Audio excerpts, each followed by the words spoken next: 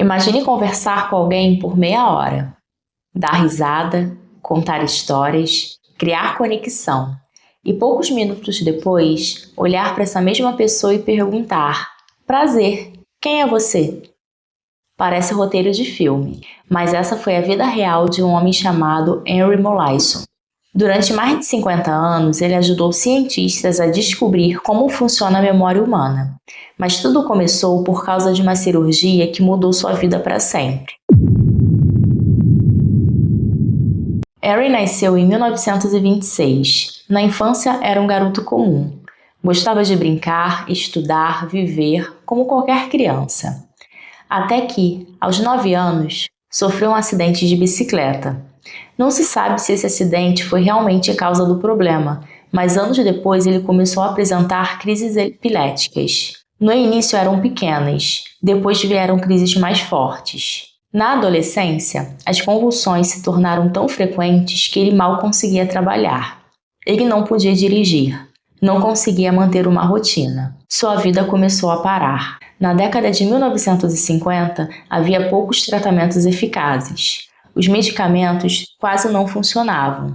Foi então que surgiu uma proposta ousada, uma cirurgia experimental. O neurocirurgião William Scoville acreditava que remover uma parte específica do cérebro poderia controlar as crises. Na época, sabia-se muito pouco sobre as funções do hipocampo. Os riscos eram enormes. Mesmo assim, Henry aceitou. Em 1953, os médicos removeram parte dos 2 lobos temporais mediais, incluindo grande parte do hipocampo, da amígdala e estruturas vizinhas. As crises realmente diminuíram. Pareceu um sucesso, mas poucas horas depois, os médicos perceberam algo estranho. Henry fazia perguntas, recebia respostas. 5 minutos depois, fazia exatamente as mesmas perguntas. Era como se cada conversa desaparecesse. Henry lembrava perfeitamente da infância. Sabia quem era, reconhecia amigos antigos, mas qualquer informação nova simplesmente desaparecia. Se alguém saísse da sala por alguns minutos, quando voltasse, era apresentado novamente. Todos os dias, pela primeira vez. Imagine assistir o mesmo filme dezenas de vezes e se surpreender em todas elas.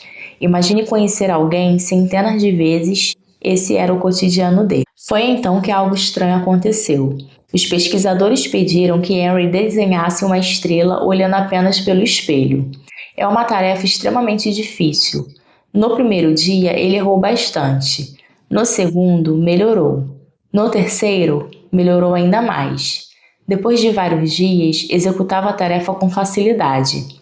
Então perguntaram: você já fez esse exercício antes? Ele respondeu: não. Ele tinha certeza absoluta de que era a primeira vez, mas seu desempenho dizia exatamente o contrário. Foi nesse momento que os cientistas perceberam que existiam diferentes tipos de memória. Até então, muitos acreditavam que a memória funcionava como um único sistema. Henry mostrou que não.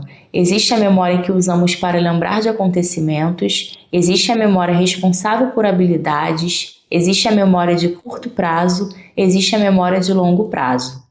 E o hipocampo desempenha um papel fundamental para transformar experiências recentes em lembranças duradouras.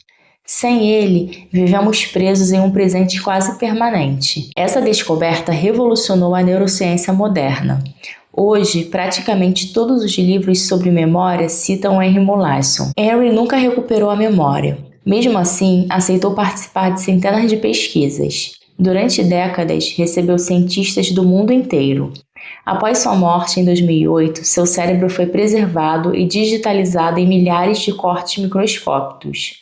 Graças a ele, médicos e pesquisadores continuam aprendendo sobre memória até hoje. Poucas pessoas contribuíram tanto para a ciência sem jamais imaginar isso. A história de Henry nos faz pensar em uma pergunta inquietante. Se nossas memórias constroem quem somos, quem nos tornamos quando deixamos de criar novas lembranças? Talvez seja justamente por isso que o caso de Henry Molaison continue sendo considerado um dos mais importantes da história da neurociência.